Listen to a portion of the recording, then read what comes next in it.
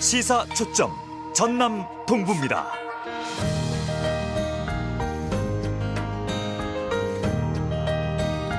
시사 초점 전남 동부입니다. 진행을 맡은 윤영혁입니다. 최근 코로나와 홍콩 사태로 뜨는 지도자가 있습니다. 대만의 차이잉원 총통이 그 주인공인데요. 홍콩 민주화 운동을 소신 있게 지지하고 코로나 확산을 성공적으로 막아내면서 세계인의 칭송을 한몸에 받고 있습니다.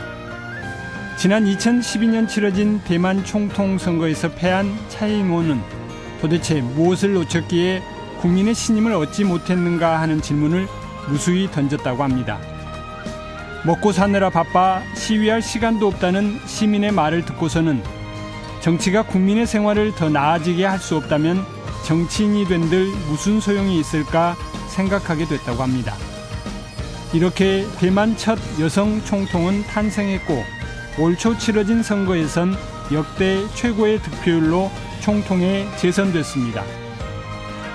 차이잉원 총통이 항상 가슴에 새긴 아버지의 말은 다른 사람과 겨루지 말고 다른 사람이 할 수 있는 일이라면 그 사람이 하도록 하고 그 사람들이 하지 않거나 할 수 없는 일을 하라였습니다. 시사초점 전남 동부입니다에서 오늘 준비한 내용입니다. 전남 수출이 코로나 영향으로 실적이 악화된 것으로 나타났습니다. 지역 뉴스 브리핑에서 관련된 내용과 함께 지역 경제 뉴스 살펴봅니다. 어제 순천에서는 포스트 코로나 교육 대전환을 위한 권역별 포럼이 열렸습니다. 리포터 취재 현장에서 다녀왔습니다. 전남 동부 지역은 오늘 흐리고 비가 오겠습니다. 이 시각 주요 뉴스입니다.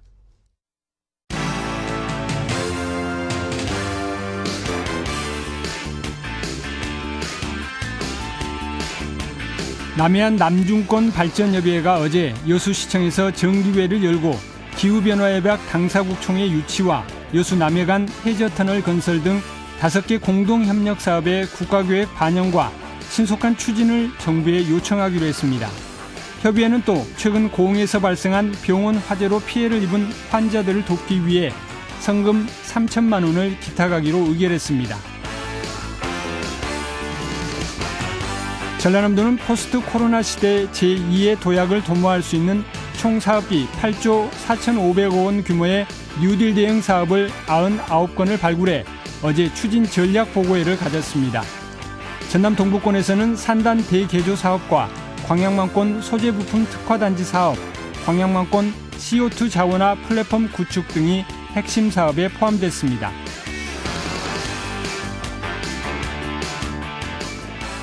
순천시가 지난 5월 유네스코 생물권 보존지역 브랜드 활용에 관한 규칙을 제정한 데 이어 지역에서 생산하는 농축수산물과 가공품에 관련 브랜드를 사용함으로써 친환경 청정 이미지를 구축하기로 했습니다. 또 모범음식점 지정업소와 최우수 숙박업소 등에도 순천 생물권 보존지역 인증을 브랜드로 활용할 계획입니다. 여수시는 현암도서관을 제외한 관내 6개 도서관의 자료실과 학습실을 어제부터 개방하는 대신 감염 위험을 고려해 입장 인원을 제한한다고 밝혔습니다. 또 도서관에서 운영하던 특강 등 문화 프로그램은 코로나 사태가 안정기에 접어든 이후 단계적으로 재개하기로 했습니다.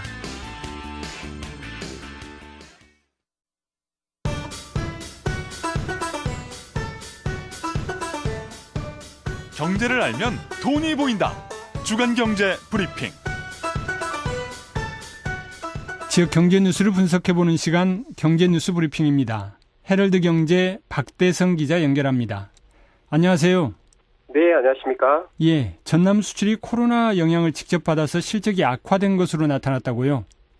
네, 그렇습니다. 한국은행이 발표한 코로나19 이후의 수출 동향에 따르면 지난 4, 5월 두 달간 전남 지역의 수출 규모가 33억 3천 달러로 전년 동기 41%나 감소를 했습니다.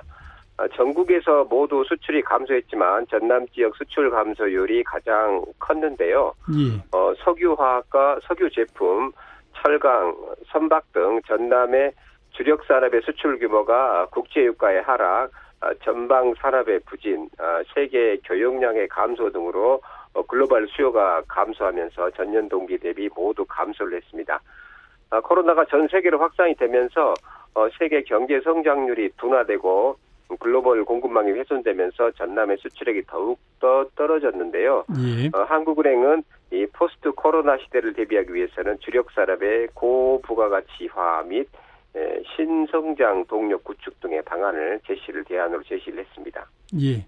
이 코로나로 마스크 대란을 겪었던 게 엊그제 같은데 이 공적 마스크 제도가 폐지됐지만 사재기 등 혼란은 없다고요?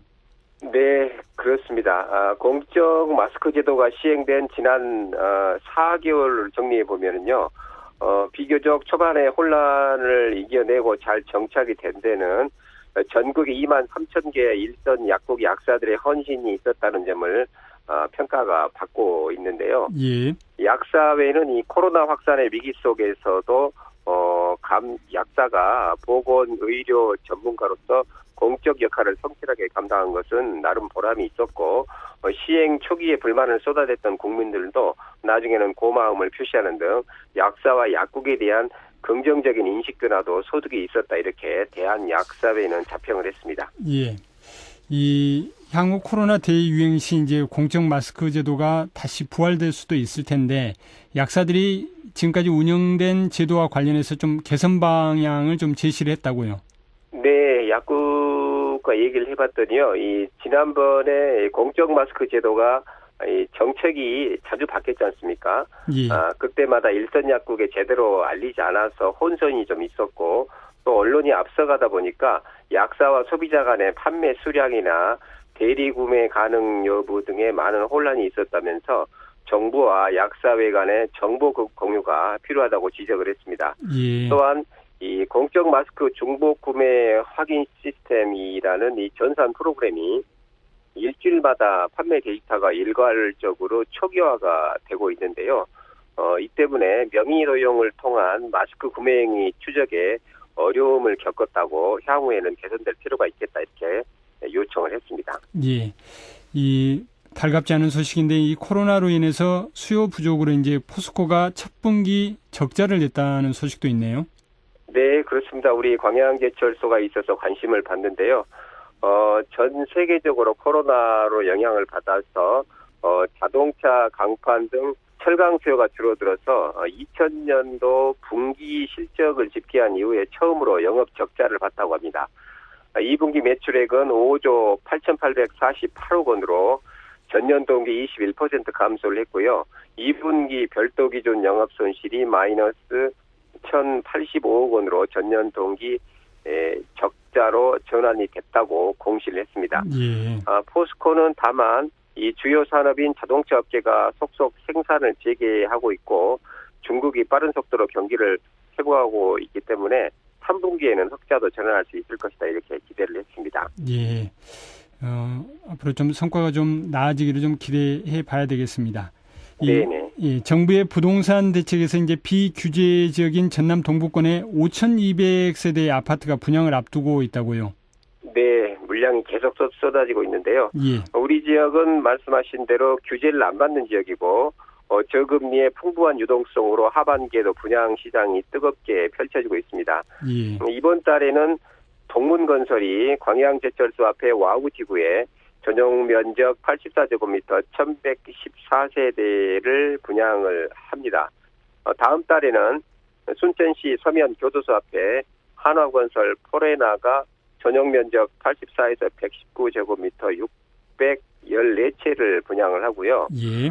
두산건설 계열의 두산중공업이 조례호수공원 인근의 트리마지 아파트 74에서 138제곱미터를 2,400여 세대를 분양을 합니다. 예. 대림산업도 용당동에 하나 있는데요. 저곡동에도 이편한 세상 2차 아파트를 선보이고요. 또 조례동의 왕조 초등학교 앞에 골드 클래스 아파트가 530여 세대를 연말 안에 분양을 할 예정입니다. 예, 알겠습니다. 오늘 말씀은 여기까지 듣겠습니다. 고맙습니다. 네, 감사합니다. 지금까지 헤럴드 경제 박대성 기자였습니다.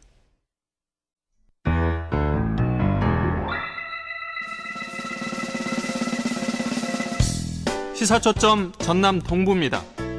월요일부터 금요일까지 오전 8시 30분 여러분을 찾아갑니다. 시사 이슈 오늘은 지역사회의 뜨거운 관심 중에 하나인 2023년 정원박람회 추진과 관련한 이야기를 좀 나눠보겠습니다. 순천시 국가정원 운영과 이기정 과장 전화로 연결돼 있습니다. 과장님 안녕하세요. 네, 안녕하십니까. 이기정입니다. 예, 저희가 좀 갑작스럽게 전화 연결을 하게 됐습니다. 좀 이해해 주시고요. 지금 박람회 조직위원회 구성은 지금 현재 어떻게 돼가고 있습니까? 네, 지난주에 조례가 시의회 통과됐습니다. 그래서 예. 시에서는 조례 통과로 인해서 법적 근거를 마련했기 때문에 예. 아마 앞으로 출연금 동의안을 아마 이제 다음 회기 때 올릴 것입니다. 그렇게 되면 예. 발기인대라든가 창립통회를 거쳐서 내년 1월 초에는 조직위원회를 설립하려고 지금 기획하고 있습니다. 아, 내년 초에 조직위원회 설립 목표로 해가지고 지금 준비 중이시군요. 네, 그렇습니다. 예. 이 조례에는 그러면 이제 아까 말씀해 주시기를 이제 법적 근거를 마련했다 이렇게 말씀을 해 주셨는데 조례가 어떤 내용들을 좀 담고 있습니까, 그러면은? 가장 중요한 부분에 있어서 조례 내용에 있어서는 국비라든가 도비 시비에 출연할 수 있는 근거 마련이고요. 예. 두 번째로는 수익 사업을 할 수 있습니다. 그래서 시장 사업이라든가 관련 수익 사업을 할 수 있고요. 그다음에 예. 가장 중요한 부분은 국가정원 리뉴얼과 그리고 도심권 확대되는 사업 구역의 이렇게 범위가 설정돼 있다고 보시면 되겠습니다. 예. 그러니까 국도비 출연의 근거를 마련한 거고, 그 다음에 수익 사업이라면 어떤 부분들일까요? 가장 중요한 부분은 수익 사업은 입장권 판매 사업이 기본이고요. 예. 두 번째로는 박람회 관련 EI를 지금 개발 중에 있거든요. 예예. 이 EI가 개발되면 각종 로고를 활용해서 예예. 상품권 판매업이라든가 그다음에 기타 시장 사업에 아마 이렇게 저희들 순천막 국가정원 브랜드가 있기 때문에 예. 2023 박람회 관련해서 각종 다양한 수익 사업을 창출할 수 있다고 생각합니다. 예. 그리고 이제 마지막으로 리뉴얼과 사업구역 부분을 좀 얘기를 하셨는데 이 부분도 이제 그러니까 전체적으로 그 박람회를 진행함에 있어서 그 박람회가 진행되는 공간에 대한 구상이 좀 이걸 통해서 가능해졌다 이런 말씀이신가요?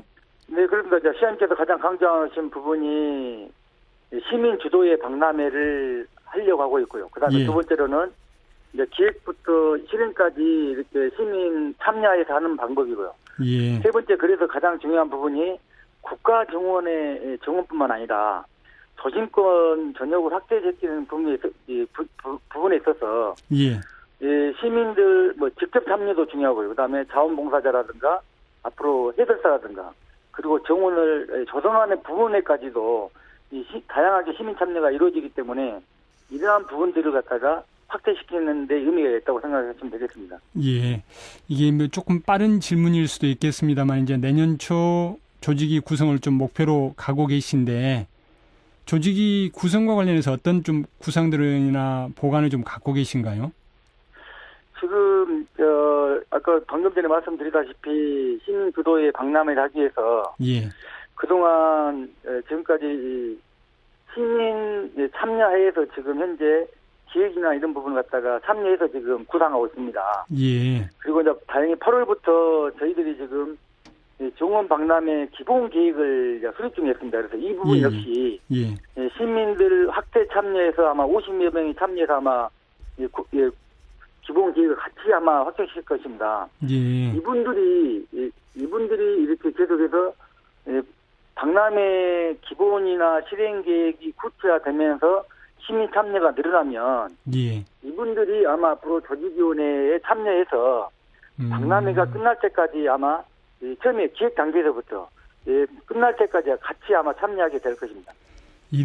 그러니까 박람회와 관련해서 이런 전례들이 좀 없었던 것 같은데 좀 쉽지 않아 보이는 측면도 있고 지금 어쨌든 구상하신 부분만 놓고 본다면은 대단히 좀 혁신적인 게 아닌가라는 생각이 좀 드네요. 네, 그렇습니다. 이제 시민 참여 부분이 그래서 좀 약간의 이렇게 정원 조성이 약간의 미흡하더라도 예. 시민들이 이렇게 직접 가꾸고 만드는 것이 향후에 이거 어떻게 도시 미래 발전에 정원의 도시로 갈 수 있는 방안이라고 생각하고 있습니다. 일종의 이제 발상의 전환이다, 역발상이다, 뭐 이렇게 볼 수도 있겠네요. 네, 뭐 시장 철학이 시민 참여하게 하는 것이 가장 이렇게 앞으로 미래의 밝은 순천을 가져올 거라고 생각하기 때문에 예. 아마 이 부분에 있어서 저희들이 시민 참여해서 해보니까 상당히 다양한 의견들이 나왔고 이러한 부분들이 어떻게 보면 시민들은 큰 사업보다는 작은 사업이라도 직접 참여하는 하는 부분에 있어서 예. 또 보람과 어떻게 보면 긍지를 가지는 부분이 있더라고요. 그래서 그 부분에 있어서 확대시킨다고 생각하시면 되겠습니다. 아, 이러한 그렇군요. 부분은 예. 도시재생 사업에서 시민들이 참여해서 많이 해봤기 때문에 아마 우리 순천 시민 문화는 정원에까지도 같이 함께할 수 있을 거라고 생각됩니다. 그러니까 도시 재생에서 1차적으로 한번 시험 내지는 성과들을 좀 봤다 이런 말씀이시네요. 예, 그렇습니다. 아까 이제 기본계획 수립 얘기를 좀 하셨는데 8월 중에 지금 기본계획 수립에 들어가는 건가요? 예, 그렇습니다. 지금 이미 착공해가지고 예. 8월 초에 이제 지금 모든 착수는 되고 8월 초에 예. 아마 1단계부터 기획 단계에서부터 아마 이렇게 같이 참여하게 될 것입니다. 예. 그리고 이제 무엇보다 좀 궁금한 게 기재부 승인과 관련된 부분인데 이 부분은 지금 현재 어떻게 진행되고 있습니까? 지금 어제 저희들이 이제 통보받기로 29일 날 예. 10시 30분에 예. 기획재정부에서 순천만 국제정원박람회 심사 의결이 있습니다. 그래서 예. 29일이면 이제 다음 주 수요일이네요. 예, 그렇습니다. 다음 주일에 기재부 심사 끝나면 이제 저희들 31일 날 순천만 국제정원박람회 관련해 가지고 뭐 간단한 세레머니를 지금 기획하고 있습니다. 예. 시민 참여해서. 예. 또 이제 무엇보다 큰 관심 중에 하나가 이제 예산 확보와 관련된 부분일 텐데 이 부분은 어떻게 지금 그 노력을 좀 하고 계신가요? 지금 가장 중요한 부분에 있어서 지금 심사가 끝나면 예산이 같이 이제 결정이 되지 않습니까? 예. 뭐 다행스럽게도 이제 우리 지역 국회의원님께서 또 특별법까지 이렇게 지금 구상하고 있거든요, 발의를. 예. 지금 서병철 의원실에서 지금 준비 중인 법안 말씀하시는 거죠? 예, 맞습니다. 예. 이제 특별법이 된다면 저희들 그 사업비 외에도 예. 아마 각종 인프라 구축 사업에 이렇게 확대되지 않을까 기대를 해봅니다. 아, 그렇군요. 뭐 지난번에도 나오셔가지고 좀 얘기를 좀 해주셨는데 이번 2023년 순천만 국제정원박람회가 갖는 뭐 특징이랄지 이런 부분을 좀 다시 한번 좀 설명해 주시면 좋겠습니다. 2023 순천만 국제정원박람회는 2013년과 기본적으로 이렇게 비교해 본다면 예. 우리 정원이 일상 속으로 들어간다고 생각하시면 되고요. 네. 그리고 우리가 가장 중요한 부분은 우리 순천의 생태 중심 축이 순천만 습지에서부터 봉화산까지 이루어지지 않습니까? 예. 그 중간에 국가정원이 있기 때문에 이 순천만에서 봉화산까지 이 동천이 이렇게 흐르고 있습니다. 그래서 예. 양 안에 이렇게 이 도로가 있기 때문에 뭐 정원 로드, 정원길을 만들어서 순천역으로 들어오시든 고속버스 터미널로 들어오시든 도심으로 들어오든 또 우리 시민들께서 동천으로 가시든 국가정원으로 쉽게 연결할 수 있는 정원 로드를 갖다가 만들어주는 것이 앞으로 시 발전에 이것이 아마 순천의 정원 녹지 축이 될 것으로 생각하고 있습니다. 예, 그러니까 이제 두 가지 부분이네요. 일상 속 정원, 그 다음에 순천만으로부터 봉화산까지 이어지는, 그러니까 동천으로 연결된 그 부분이 정원 노드로 조성되는 이 이제 두 가지 부분을 좀 말씀을 해주셨습니다.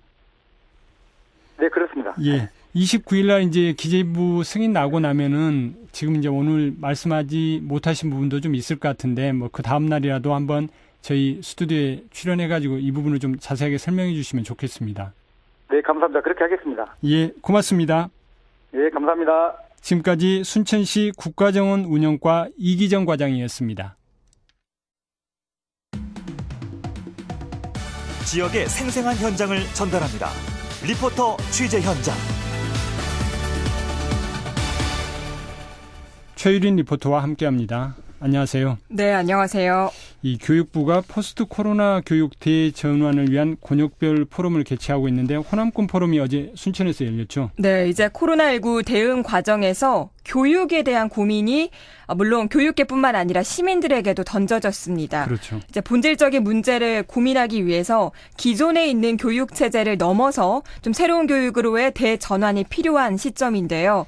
이 교육부는 그 방향과 과제를 모색하기 위해서 어제 이 자리를 마련했고요. 예. 지난달에 부산에서 했습니다. 그리고 어제는 호남권 포럼을 개최하기 위해서 교육부가 순천을 찾았습니다. 이 어쨌든 코로나 이후에 새로운 교육 이 부분이 이제 큰 화두가 좀 되고 있는 것 같은데 근데 어쨌든 교육부가 이제 그런 노력들을 하고 있는 거고요. 네. 네. 호남권에서 순천시에서 그러니까 호남권 하면은 광주도 있고 그다음에 뭐 전남 도청 그다음에 전북 전주도 있을 텐데 네. 이 순천에서 하게 된 특별한 이유가 있나요? 이제 순천시가 대표적으로 모범적으로 하고 있는 것들이 있다라는 건데요. 민관학 거버넌스를 구축해서 지방교육 자치를 실현하고 있습니다. 예. 보통 민관학이 분리가 돼서 운영이 되고 있는데 이게 아니라 통합된 시스템으로 엮어서 시너지를 높이고 있다는 평가인데요. 순천시 상황에 대해서 순천시 평생교육과 신원섭 주무관에게 들어보시죠. 교육부가 순천을 주목해서 온 이유는 교육이 이제 그동안은 좀 분절적으로 이루어져 있는 부분들이 있어요. 그 특징이 이제 일반 행정인 이제 지자체가 있고 이제 교육 행정인 이제 교육지원청이 있는데 이렇게 각각 일을 하고 있어가지고 같은 교육 분야도 좀 방향을 같이 가져가는 게 좀 어려운 부분들이 있었거든요. 근데 그래서 최근에 이런 구조를 연계할 수 있는 부분들에 대해서 그걸 이제 거버넌스를 이제 구축한다고 하는데 그 거버넌스를 구축하는 거에 대해서 주목을 하게 됐어요.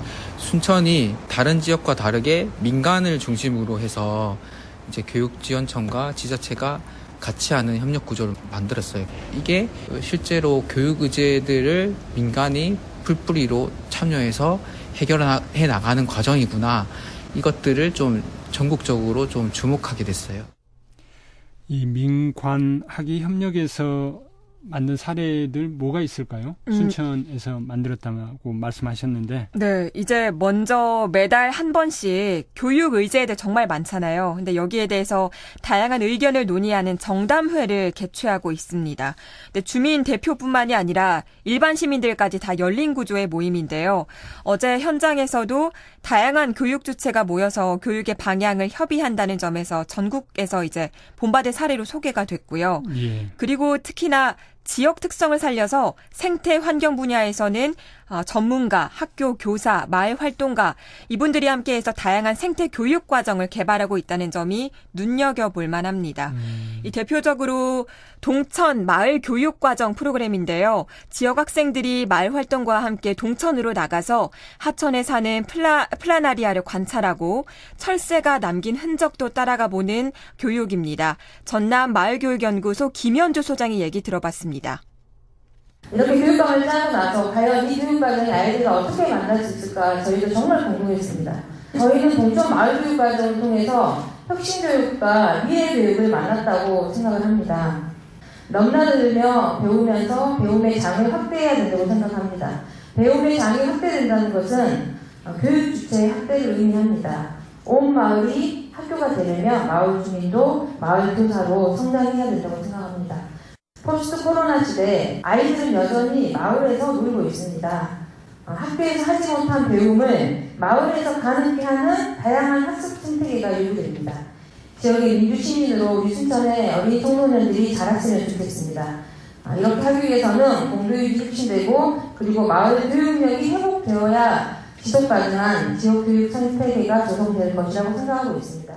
이 동천이라는 게 좀 전에 제가 이기정 과장하고 얘기했던 그 동천 맞죠? 순천에 흐르는 동천. 예, 도심변에 흐르는 동천이죠. 거기서 이제 혁신과 미래의 교육이 만났다는 걸 확인했다. 이렇게 이제 김현주 소장께서 말씀을 해주셨네요. 그리고 또 온 마을이 학교다라는 뭐 그런 의미 있는 말씀도 좀 해주신 것 같은데 네. 이 포스트 코로나 시대에 학교 밖 교육 또 마을 교육 이런 부분이 좀 회복돼야 한다 이런 말씀이신 것 같네요. 네, 맞습니다. 이제 코로나19 속에서 학생, 교사의 안전과 건강을 최우선으로 하면서 지금 최초의 온라인 개학했고요. 또 원격 수업하고 있고 등교와 원격 수업을 병행하는 융합 수업도 현재 진행이 되고 있습니다. 그러고 있죠. 예, 그 과정 속에서 마을 공동체를 살려서 이 포스트 코로나의 교육을 보완하고 살리는 게 중요하다라는 거고요. 여기서 앞으로 미래 교육의 모습을 한 단계 나아가서 구현해 볼 수 있다라는 의미입니다. 어제 지정 토론자로 나선 공주대학교 양병찬 교수의 말 들어보시죠. 스스로 우리 지역의 미래를 아이들, 청소년들, 청년들의 미래를 우리 스스로 결정할 수 있다는 겁니다. 교육부가 결정해주고 교육청이 결정해주는 게 아니라 우리 스스로가 교육의 계획을 만들어가고 우리가 함께 만들어가는 교육, 그것을 순천에서 하고 있고 아마도 그 이전에 역사가 있어서 그런 것 같아요. 평산스쿨시 교육부 사업을 지자체가 했던 최초의 사업에서 이제 주민들의 역량을 키웠던 것 같고요. 또 마을 공동체 사업도 굉장히 잘하는 곳으로 저는 그쪽 전공자가 아니래도 제가 소문을 들을 정도로 이게 축적되어서 역시 학교를 도울 수 있는 기반이 생긴 것 같다라는 말씀을 드리겠습니다. 이 공주대 양병찬 교수님은 이제 순천에 대해서 상당히 칭찬을 좀 하셨네요.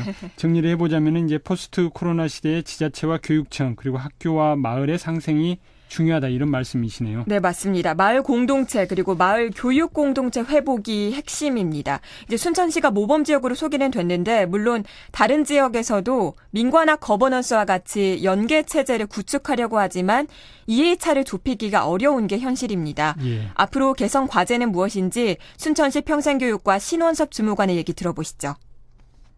마을이 그런 역할을 해야 되는 부분들이 이제 코로나 시대에서도 필요하다. 예를 들어서 저희가 마을 강사들 육성해서 마을 돌봄단들을 만들어서 코로나 시대에 막 긴급 돌봄 같은 것들이 많이 필요했어요. 왜냐하면 이제 소외 지역 같은 경우는 애들 부모님들은 회사에 가야 되는데 학교에 못 보내잖아요.